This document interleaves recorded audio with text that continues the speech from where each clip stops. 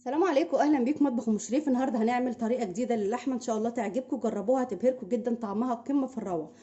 دلوقتي زي ما احنا شايفين انا معايا صينيه على النار، هحط عليها كده قطعه من السمنه البلدي اهي. او مش حابه سمنه بلدي وحابه تحطي اي ماده دهنيه، زيت او اي حاجه براحتك. بصوا الطريقه دي هتعجبكم جدا جدا، هتغير طعم اللحمه كانك شوياها، وفي نفس الوقت من غير فرن ومن غير غلبه. يعني في دقايق ان شاء الله هتكون جاهزه معاكي. طبعا هستنى لحد السمنه ما تسيح وتسخن، ضروري جدا تسخن والنار تكون عاليه.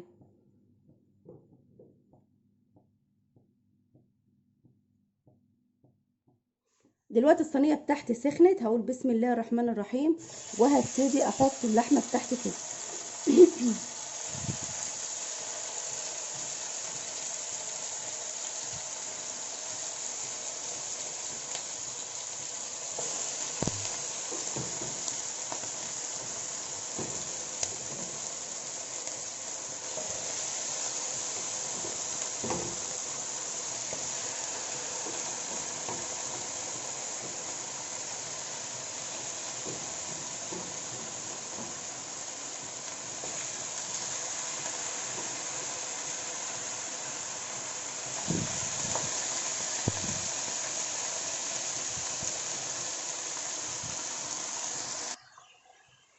زي ما احنا شايفين هخلي اللحمه بتاعتي كده تاخد لون، هقلبها على الوشين اهو.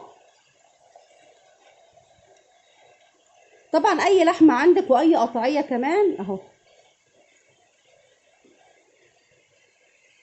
ضروري جدا النار تكون عاليه.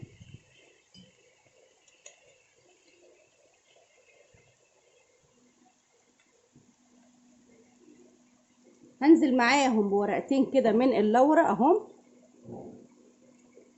وكم فص حبهان، ويا ريت الحبهان افتحه قبل ما احطه اهو، عشان يطلع ريحته وبيبقى طعمه تحفه جدا برضه اهو.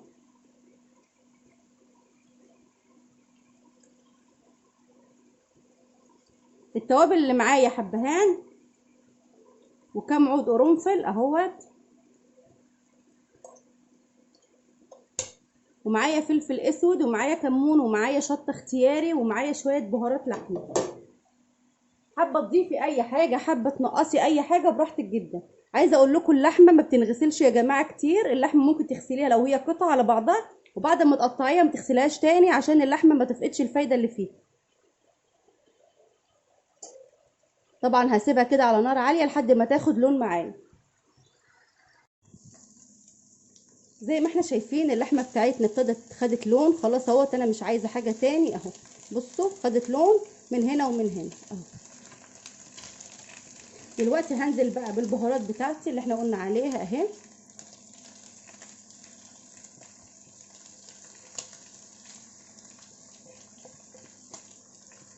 طبعا ومعايا ميه سخنه عشان هزيدها شويه ميه سخنه.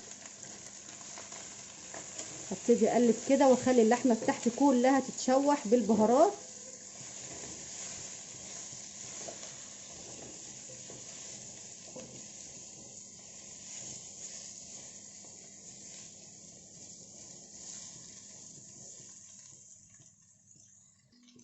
دلوقتي هنزل معايا بكوبايه كده من الميه اهي،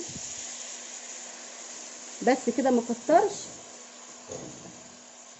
وهحط معايا كمان رشه كده من السكر اهي، عشان تساعد على تسويه اللحمه، وفي نفس الوقت هتديها لون حلو كمان. طبعا هغطي اللحمه بتاعتي اهيت، هقلبها كويس قوي عشان التوابل اللي فيها تتوزع. وبعد كده هرصها في الصينيه بتاعتي برضو اهي، ما سيبهاش فوق بعضها عشان تستوي كلها زي بعض. بس كده.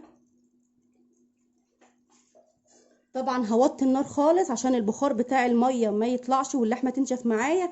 وهوطي عليها النار، وكمان مثلا 10 دقايق هبص عليها، لو لقيتها محتاجه هزودها كمان شويه ميه بشويه ميه. ما احطش ميه كتير عشان ما تبقاش طالعه معايا زي المسلوق. دلوقتي هغطيها اهو، وهسيبها معايا كمان 10 دقايق كده وهبص عليها. دلوقتي هنفتح اللحمه بتاعتنا ونشوف اهي بسم الله. طبعا انا زودتها مرتين ميه، يعني كل ما الاقيها تنشف كده اقوم جايه مقلباها على الناحيه التانية وازودها شويه ميه. دلوقتي هي خلاص دخلت في سوا. انا محضره معايا قرن فلفل اخضر وبصلتين كبار وقرن فلفل حامي. حابه تضيفي كمان حبيتين طماطم براحتك. حابه في المرحله دي ما تضيفيش بصل وتضيفي مثلا علبتين زبادي وتقلبيهم مع بعض بتبقى حلوه جدا برضو.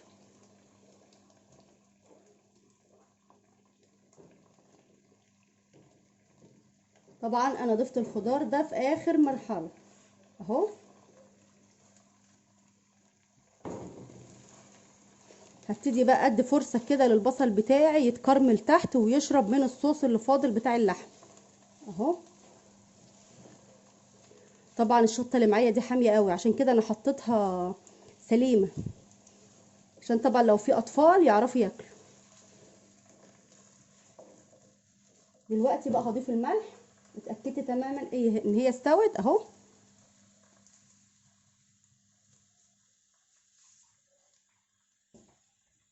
هضيف معايا كمان معلقه كبيره من الصويا صوص اهو. عندك صويا صوص، عندك دبس رمان، الموجود عندك. ما عندكيش خلاص مفيش اي مشكله، حط معلقه كبيره كده اهي. طبعا الصويا صوص بيدي طعم حلو قوي للحمه وفي نفس الوقت بيديها كمان لون. بصوا بقى اللون بتاعها اهو، شايفين؟ هقلب بقى كل ده مع بعضه وهوطي النار برده زي ما هي، وهسيبهم حوالي 10 دقايق كده كمان مع بعض، وتبقى اللحمه بتاعتنا كده ان شاء الله جهزت.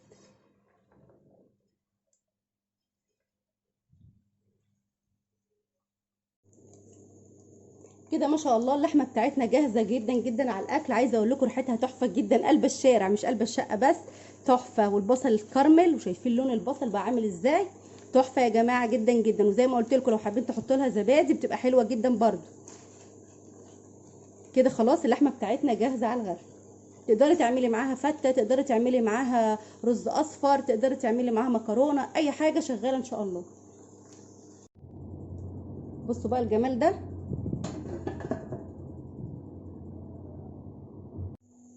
دلوقتي انا هعمل الرز اللي هقدمه مع اللحمه. انا هعمل رز اصفر. حطيت بصلايه بيضه، لازم بصلايه بيضه عشان البصل الاحمر هيبقى باين كده مبقح في الرز. انا عايز اخد طعم البصل وفي نفس الوقت ما يبانش. وحطيت ورقتين لورا وكام عود قرنفل كده وواحده كده من الليمون الناشف اهو.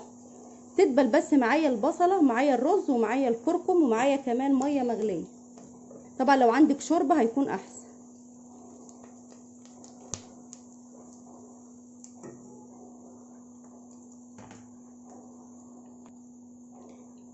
دلوقتي هنزل بمعلقه كبيره كده من الكركم اهي، تاخد تحميصه مع البصله، ريحتها كده تطلع. بصوا بقى ما شاء الله بتفرق جدا في الطعم.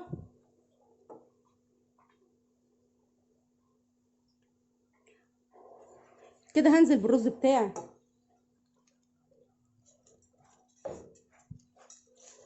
طبعا لو لقيته محتاج لون تاني هحط له، لكن متهيالي الكركم كده كفايه اهو. هشمع الرز بتاعي كويس قوي، احمصه كده شويه اهو. طبعا انا حاطه معلقه سمنه بلدي كمان هتديله ريحه حلوه.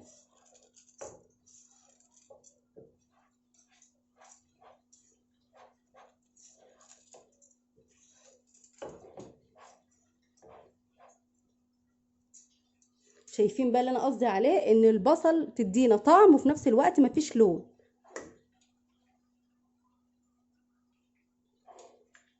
دلوقتي زدت الميه او الشوربه وحطيت الملح اهو، وهسيبه على نار عاليه لحد ما يغلي وبعد كده هوطي النار.